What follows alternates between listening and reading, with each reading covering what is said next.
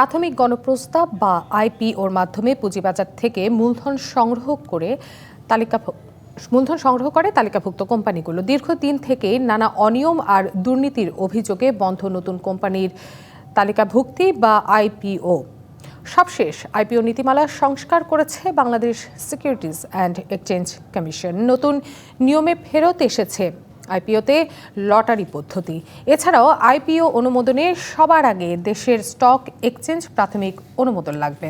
মূল বাজারে তালিকাভুক্ত হতে প্রয়োজন হবে ন্যূনতম ৩০ কোটি টাকার পরিশোধিত মূলধন। আইপিও পরবর্তী কোম্পানি মোট শেয়ার ন্যূনতম ১০% ছাড়তে হবে পুঁজিবাজারে। এমনই সব নিয়ম জুড়ে দিয়ে সংস্কার করা হয়েছে আইপিও নীতিমালায়। এখন প্রশ্ন হলো, মন্দার আর অনাস্থার বাজারে নীতি সংস্কারে কি নতুন কোম্পানি বাজারে তালিকাভুক্ত হবে কিনা। আর এসব নিয়ে আজকে আমাদের তালিকাতার বিষয়, নীতি সংস্কার হলো নতুন আইপিও আসবে। দর্শক, আলোচনা করতে আজকে আমাদের সাথে অনলাইনে যুক্ত আছে অ্যালায়েন্স ফাইন্যান্স পিএলসির প্রধান নির্বাহী কর্মকর্তা কান্তি কুমার সাহা এবং আছেন পুঁজিবাজার বিশ্লেষক অধ্যাপক ডক্টর মোহাম্মদ মুসা। আপনাদের দুজনকে স্বাগত জানাচ্ছি আমাদের আজকের আয়োজনে। জি, আমি একটু শুরুতেই জনাব কান্তি কুমার সাহা আপনার কাছে যেতে চাই যে আমি যেমনটি বলছিলাম যে আইপিও নীতিমালা এখানে কিন্তু অনেক সংস্কার আনা হয়েছে, অনেক পরিবর্তন করা হয়েছে এবং এইগুলো কিন্তু শর্তগুলো এখন বলা হচ্ছে বেশ কঠিন। আপনার কাছে একটু জানতে চাচ্ছি, এতে কি কোম্পানিগুলো এখন আইপিও করতে ভয় পাচ্ছে কিনা? ধন্যবাদ। প্রথমে আমরা এই আইপিও যে নীতিমালার সংস্কার হলো সেটাকে আমরা স্বাগত জানাই, বিকজ 2015 যে পাবলিক ইস্যু রুল ছিল, তারপর অনেকদিন ধরেই কথাবার্তা চলছিল, ড্রাফট ফর্মেও এগুলো রিভিউ করতে দেওয়া হয়েছে মার্কেট প্লেয়ারদেরকে, এবং বিভিন্ন ধরনের রিকমেন্ডেশনও টাইম টু টাইম চলে এসছে যে কিভাবে গেলে আইপিও তো আরো বেশি কোম্পানির অন্তর্ভুক্তি হবে, এরকম অনেক কিছু ছিল। বাট মার্কেটের যে চাওয়াটা সবকিছু তো আর একসঙ্গে পাওয়া যায় না। সো বাট অবশ্যই একটা দুটো পজিটিভ দিক আছে, কিছু জিনিস চ্যালেঞ্জিংও আছে, আবার অনেকগুলো জিনিস আমরা যেমন অনেক কাল ধরে বলে এসছি তার আবার উপস্থিতি নেইও। বাট এখানে যেগুলো বলা হয়েছে সেগুলো মূলত সবই হচ্ছে টার্মস অ্যান্ড কন্ডিশন, এবং কোনো কোনো জিনিস আগে ছিল সেটাকে একটু রদ করা হয়েছে, আবার এটা ছিল যে মাঝখানে ইন্টারিম পিরিয়ডে হয়তো বন্ধ করে দেওয়া ছিল, সেটা আবার চালু করা হয়েছে, যেমন লটারি ব্যাপারটা। বাট আমরা একটা হোপ নিতে চাই, এটা নতুন বছর জানুয়ারি মাসে আমরা এগুলো করছি। বাট আপনার যে আজকের টাইটেল যে নীতি সংস্কার হলো নতুন আইপিও আসবে কি, এটার আগে আসলে আরো বিস্তারিত আলোচনা করা দরকার, বিশেষ করে যে এই নতুন গাইডলাইনে যেগুলো এসছে এগুলোর ইম্প্যাক্ট কতখানি হবে, এবং আগের তুলনায় এখানে কি কি পজিটিভ জিনিস আছে যেটা ইনভেস্টররা পজিটিভলি দেখতে পারে, এই আলোচনায় যেতে হবে। বাট আমরা এটাকে প্রথমত আগে স্বাগত আমরা জানাতে চাই। জি, আমরা আপনার কাছ থেকে জেনে নিব যে আসলে এখানে কোনগুলো পজিটিভলি আপনারা দেখছেন, সেই বিষয়টি আমরা জানবো। কিন্তু এখানে একটি কথা ডক্টর মোহাম্মদ মুসা আপনার কাছ থেকে একটু জানতে চাচ্ছি যে আইন সংস্কারের যে মূল উদ্দেশ্য ছিল বিনিয়োগকারীরা যাতে আস্থা ফিরে পায়, এটাই কিন্তু এখানে মূল উদ্দেশ্য ছিল, বিনিয়োগ বাড়ানো। কিন্তু এখনও কোনো বড় আইপিও কিন্তু আমরা আসতে দেখিনি। এটা কি আসলে বাজারের উপর যে অনাস্থা রয়েছে বিনিয়োগকারীদের, তারই একটি প্রতিফলন বলে আপনি মনে করছেন কিনা? ধন্যবাদ আমাকে যুক্ত করার জন্য।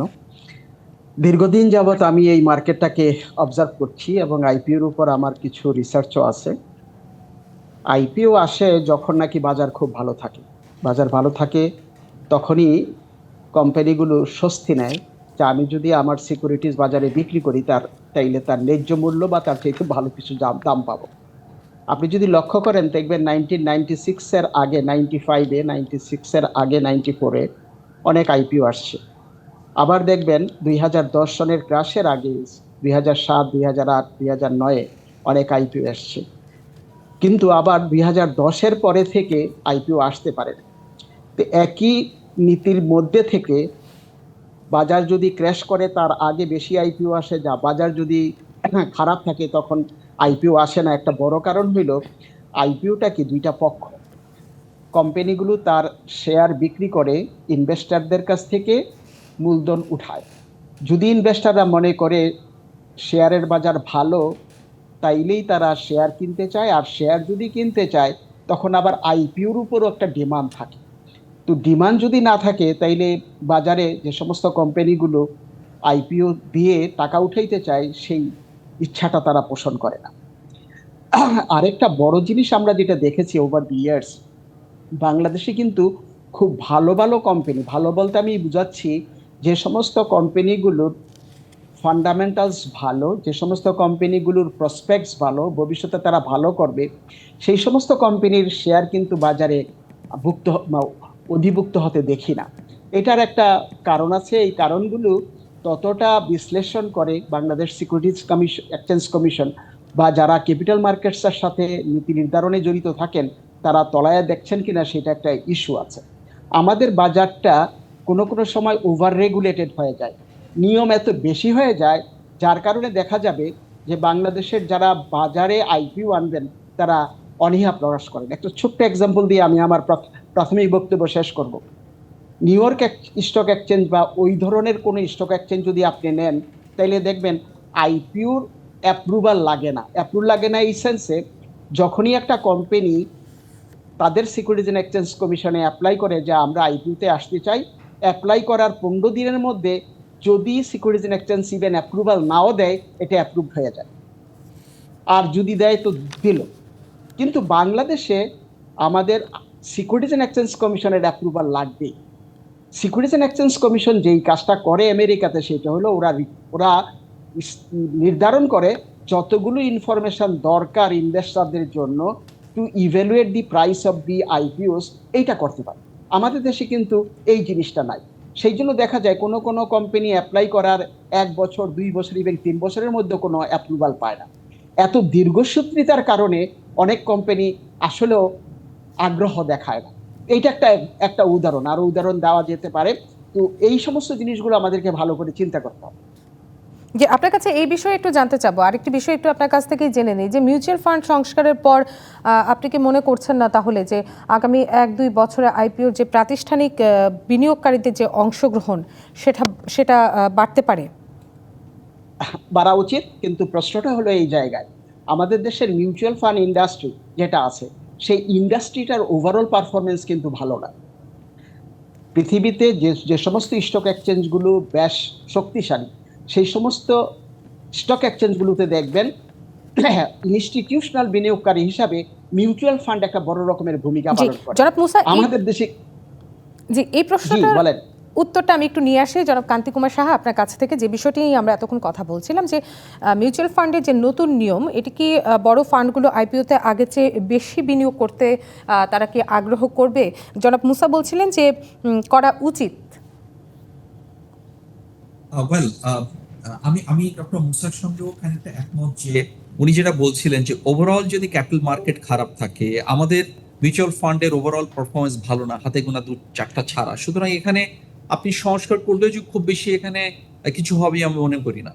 বাট আমরা একটু আশা রাখতে চাই যে নতুন কিছু হলো এটার আন্ডারে যদি মিউচুয়াল ফান্ড কিছু যায় তাহলে যেটা মুসা সাহেব বলছিলেন যে টাইমটা কিন্তু একটা ফ্যাক্টর। এখন যে কোনো প্রোডাক্টেরই আমরা যেমন আমাদের অভিজ্ঞতা আছে, আমরা প্রেফারেন্সিয়াল লিস্টেড কোম্পানির প্রেফারেন্সিয়াল অ্যাপ্রুভাল নিতে গেছি, 0 পয়েন্ট বন্ড আনতে গেছি, 6 মাস 9 মাস 10 মাস ততদিনে তার টাকা রিকোয়ারমেন্ট শেষ হয়ে তখন ব্যাংকে থেকে পট করে হয়তো একটা লোন নিয়ে নেয়। হ্যাঁ, তো টাইমগুলো একটা গুরুত্বপূর্ণ ব্যাপার, ইনক্লুডিং আইপিও তো কিন্তু একটা টাইম যদি আমরা মেনটেন না করতে পারি। আমি আমেরিকার সঙ্গে ইকোনমি এবং ক্যাপিটাল মার্কেটের যে ডেপথ এন্ড ম্যাচুরিটি এটার সঙ্গে আমরা কম্পারিজন আনতে পারি না, বাট আমাদের অ্যাপ্রুভাল বাট অ্যাপ্রুভাল দিতে যদি 6 মাস 1 বছর পার হয়ে যায়, আমার নিজেরই অভিজ্ঞতা আছে, তাহলে তো আইপিও মার্কেটে আসবে না। আর আইপিও আসার জন্য আরো যে ইনসেন্টিভ স্ট্রাকচার দরকার তার কোনো চেঞ্জ আমরা এখানে দেখিনি। জি, এটা কিন্তু লক্ষ্য করা গেছে এবং এই বিষয়টি নিয়েও আমরা কথা বলবো জনাব কান্তি কুমার সাহা এবং অধ্যাপক ডক্টর মোহাম্মদ মুসা। আমরা আরো বিষয় নিয়ে আসবো, কথা বলবো, আপনারা সঙ্গে থাকবেন আমাদের। আমরা নিচ্ছি ছোট্ট একটি বিরতি। দর্শক, বিরতি নিচ্ছি। ব্যবসা বাণিজ্য বিশ্লেষণ নিয়ে ডিবিসি নিউজের নিয়মিত আয়োজন ইসলামিক ব্যাংক তালিকাতায়, সঙ্গে থাকুন। দর্শক, বিরতির পর আবারও স্বাগত জানাচ্ছি ব্যবসা বাণিজ্য বিশ্লেষণ নিয়ে ডিবিসি নিউজের নিয়মিত আয়োজন ইসলামিক ব্যাংক তালিকাতায়। আর আজ আমাদের আলোচনার বিষয় নীতি সংস্কার নিয়ে। নীতি সংস্কার হলো নতুন আইপিও আসবে? আলোচনা করতে যে দুজন অতিথি আমাদের সাথে আজকে আছেন, আমি আবারও চলে যাচ্ছি তাদের কাছে। আমি শুরুতে একটু কান্তি কুমার সাহা আপনার কাছে যেতে চাচ্ছি। মার্জিন ঋণের যে বিষয়টি, সেই বিষয়টি নিয়ে আপনার সাথে একটু কথা বলতে চাই শুরুতেই। মার্জিন ঋণের নতুন নিয়ম বাজারে টাকার প্রবাহ কমিয়ে দিচ্ছে কিনা আপনি কি মনে করছেন, আমি একটু জানতে চাবো। এবং একই সাথে জানতে চাবো, এটা কি আইপিও শেয়ার বিক্রিতে কোনো রকমের সমস্যা তৈরি করতে পারে কিনা? মার্জিন রুল যখন নতুন ইন্ট্রোডিউস হয়েছিল তখন আমার একবার সুযোগ হয়েছিল এখানে কথা বলা। তখন আমরা বলেছিলাম যে যে ধরনের এখানে চেঞ্জ গুলো করা হয়েছে, ফাইন, এটা ভালোর জন্য করা হয়েছে, কিন্তু কিন্তু মার্জিন রুলের বেসিক যে জিনিসটা, সেটা আমার অভিমত দিয়েছিলাম যে মার্জিন রুলে যারা লোন দিবে সেখানে তার কোনো ডিসিশন নেই to buy and sell. Decision নিচ্ছে সাম ইনভেস্টার্স যাদের রাইট কাইন্ড অফ মানে অভিজ্ঞতা নেই বা নলেজ নেই মার্কেট সম্পর্কে। এটা একটা বিগ ডিসকানেক্ট, এটা এটা আমরা এগ্রি করি না। আর মার্জিন রুলের সঙ্গে আইপিওর কোনো সম্পর্ক নেই, বিকজ আইপিওতে যেটা হয় সেটা হচ্ছে যে আপনি অ্যাপ্লাই করছেন এবং এলিজিবল ইনভেস্টর হোক অথবা ইনস্টিটিউশনাল ইনভেস্টর হোক, এখানে আবার লটারি সিস্টেম আনা হচ্ছে। এটা তো আগে আমরা আসতাম যে আমি পার্সোনালি লটারির কনসেপ্টটাই বিশ্বাসী না। এটা হয়তো অনেকে অনেক রকম বলতে পারে, লটারি কেন থাকবে? এক একজন এক একটা বিড করবে, বিডিং এর উপরে বেস করে যদি প্রোরাটা বেসিসে সবাই কম বেশি পায় সেরকম ভাবেই পাবে। হ্যাঁ, কারণ আমি মনে করি একটা কোম্পানিকে আমি অ্যানালাইসিস করেছি, আমি ভালো করে অ্যাসেস করতে পারি, আমি মনে করছি এখানে আমি বেশি ইনভেস্ট করব। কিন্তু সেখানে যদি লটারির সুযোগ দেওয়া হয় তাহলে তো না, এখানে কিন্তু আমি একটি প্রশ্ন, লটারিতে যেহেতু পেলামই না।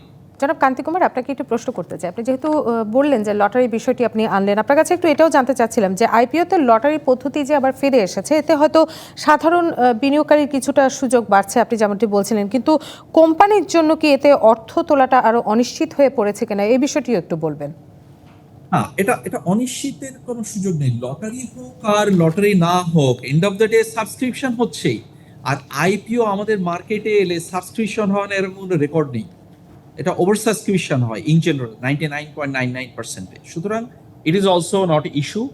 Margin loan is not issue for IPO, because এখানে খুব সামান্য শেয়ার পায় সাধারণ ইনভেস্টাররা বা এলিজিবল ইনভেস্টাররা। সুতরাং এটা তাদের টাকা, অল্প টাকার ব্যাপার, এখানে মার্জিন লোন তো প্রয়োজনও হয় না। বাট আমি যেটা মনে করি যে নতুন যে সংস্কারের ভিতর দিয়ে যেগুলো এসছে, কয়েকটা জিনিস আমি বলছিলাম পজিটিভ, সেটা হচ্ছে যে আপনার বোধ সরকারি এবং বেসরকারি কোম্পানিগুলো গ্রিনফিল্ডে আনার সুযোগ করে দিয়েছে। That's a thing we are actually asking for many years. এটা হয়েছে, এটা পজিটিভ দিক। বিডিং প্রসেসে ফিক্সড প্রাইসে যারা আসবে আইপিওতে তাদেরকেও প্রিমিয়াম নিয়ে আসার সুযোগ করে দিয়েছে। That is also a good thing. কারণ সবসময় যেমন আমাদের কোম্পানি, আমাদের একটা ফাইন্যান্স কোম্পানি, আমাদের প্রাইমারি রেগুলেটর সেন্ট্রাল ব্যাংক আমাদেরকে বলে দিয়েছে আমাদেরকে পেইড আপ ক্যাপিটালের ডাবল এটা করতে হবে। তার মানে 100% share has to be floated, but fixed প্রাইসে। বাট আমার কোম্পানি এখন 8 বছর আছে, 10 বছর হয়ে যাবে যখন আইপিওতে যাব। আমার কোম্পানি ভ্যালুয়েশন অনুযায়ী আমি যদি প্রাইস না পাই তাহলে তো এটা একটা রেগুলেটর চাপিয়ে দেওয়া হয়ে যায়, তাহলে তো আর ক্যাপিটাল মার্কেটে আমার আসার ইনসেন্টিভটা কি? জি, একই So, বিষয় এটা নিয়ে আমি আমি একটু জনাব মুসার কাছে, আমরা একদম শেষ পর্যায়ে চলে এসেছি, একই বিষয় নিয়ে একটু জনাব মুসা আপনার কাছে যেতে চাচ্ছে যে লটারির ব্যবস্থা ফিরে এসেছে, এই ব্যবস্থাটিও আপনার কাছে জানতে চাবো। এবং আপনার কাছে আমার শেষ আরেকটি প্রশ্ন রয়েছে যে এই যে আইন সংস্কারের পরও আপনারা বলছেন যে নতুন আইপিও না আসার একটি কিছু কারণ রয়েছে, তো আপনার কাছে জানতে চাচ্ছি এটা আসলে কারণটা কি? নীতি, বাজার ব্যবস্থা, নাকি সামগ্রিকভাবে এটার অর্থনৈতিক এবং ব্যবস্থা? এবং ছোট করে আমাকে একটু বলবেন যে তাহলে নতুন আইপিও আসবে কিভাবে? আমি আগেই বলেছি আইপিওটা কোম্পানির জন্য একটা সুযোগ, যেই সুযোগে তারা ক্যাপিটাল রেজ করে, কিন্তু ক্যাপিটাল রেজ করতে গিয়ে যদি তাদের ক্ষতির সম্মুখীন হইতে হয় তাইলে তারা এটা রাজি হবে। একটা জিনিস হলো আইপিওর প্রাইসিং একটা ইম্পর্টেন্ট ফ্যাক্টর। আমি একটা শেয়ার নিয়ে আসবো, এই শেয়ারের প্রাইসটা কত হবে। মিস্টার শাহ কিন্তু এই কথাটা উল্লেখ করেছেন, ওনার কোম্পানি দিয়ে একটা এক্সাম্পল দিয়েছেন যে যদি চাপিয়ে দেওয়া হয় ফেস ভ্যালু বা পার ভ্যালুতে শেয়ারটা বিক্রি করতে হবে। আগে যে নিয়ম ছিল যে যদি ফিক্সড প্রাইসে আসে পার ভ্যালু বেশি পাওয়া যাবে না, তো এটা থেকে মুক্তি দেওয়াটা একটা ভালো জিনিস হয়েছে। তারপরও আমি বলে রাখি যে যদি আইপিওটার প্রাইসটা যদি যুক্তিসঙ্গত না হয়, ফেয়ার না হয়, তাহলে যারা আইপিও বাজারে আনবে তারা কিন্তু উৎসাহিত হবে না। আমাদের দেশের ক্ষেত্রে কিন্তু এইটাই সবচেয়ে বড় একটা কারণ আমি মনে করি, যারা নাকি কোম্পানি আছে কোম্পানির তরফ থেকে। সুতরাং আর তাছাড়া পৃথিবী জোড়াই কিন্তু আইপিও যারা আনে তারা জানে কিছুটা দাম কম হবে, কিন্তু অনেক বেশি দাম কম হয়ে গেলে আর আসতে চায়। আমি আরেকটা জিনিস যেটা বলবো প্রতিবন্ধকতা, এটাকে আমরা ইলিমিনেট করতে পারি না, সেটা হলো যে আমরা যখনই একটা কোম্পানি পাবলিক লিমিটেড কোম্পানি হিসাবে লিস্টেড হয়, তখন অনেক রেগুলেটরি এনভায়রনমেন্ট যেটা আছে, সেই এনভায়রনমেন্টটা অনেক কোম্পানি আগে থাকতে প্রস্তুত থাকে। সেই জন্য অনেকে বয়ে যে আমি একটা রেগুলেশনের মধ্যে পরে যাব, কেন যাব, আমার যখন টাকার দরকার নাই, যেহেতু আমি একটা সাকসেসফুল কোম্পানি, আমি যাব না। আমাদের এই সমস্ত জিনিসগুলো কিন্তু ভালো করে দেখতে হবে। আমরা এই কর্পোরেট গভর্নেন্সের নামে অনেক অনেক নীতি করেছি, অনেক রুলস করেছি। এই রুলসগুলো কিন্তু আমি মনে করি না যারা ইস্যুয়ার তাদের জন্য ততটা সহায়ক। তো সেগুলো সেই জিনিসগুলোর উপর জোর দিতে হবে। আর মার্জিনের বেলায় যে আপনি কথাটা বলতেছিলেন, মার্জিন রুলসটা কিন্তু একটা ইম্পর্টেন্ট ইনস্ট্রুমেন্ট যারা রেগুলেটর তাদের জন্য। মার্জিন জি। রুল দ্বারা কিন্তু জি অর্থ জনাব প্রবাহটা। মুসা, আমাদের সময় একদম শেষ হয়ে গেছে, আজকে এখানেই শেষ করতে হচ্ছে। জনাব কান্তি কুমার সাহা এবং ডক্টর মোহাম্মদ মুসা, আপনারা এতক্ষণ ছিলেন, বিভিন্ন বিষয় নিয়ে কথা বলেছেন, আপনাদের দুজনকে অসংখ্য ধন্যবাদ জানাচ্ছি। দর্শক, শেষ করছি ব্যবসা বাণিজ্যের বিশ্লেষণ নিয়ে নিউজের নিয়মিত আয়োজন ইসলামিক ব্যাংক টালিখাতা। এতক্ষণ সঙ্গে থাকার জন্য সবাইকে ধন্যবাদ।